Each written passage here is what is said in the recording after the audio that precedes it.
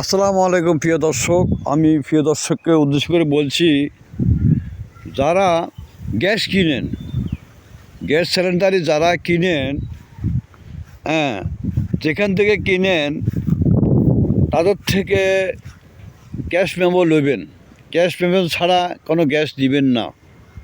তার কারণ এরা ডাকাতি করে, এরা ডিলার দোকানদার যারা আছে এরা সিন্ডিকেট করে এগুলা ডাকাতি করে।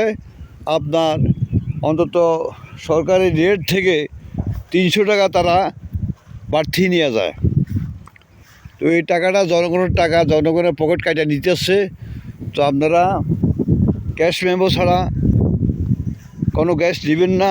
আর যদি না দেয় ডিলার, আপনারা প্রশাসনের সাহায্য নেবেন, প্রশাসনকে ফোন দিবেন, 999 ফোন দিবেন। ফোন দিয়া যে আমি গ্যাস চাইছি এত, আমাকে ক্যাশ মেমো দিচ্ছে না কেন, তখন সাথে সাথে অ্যাকশন হবে।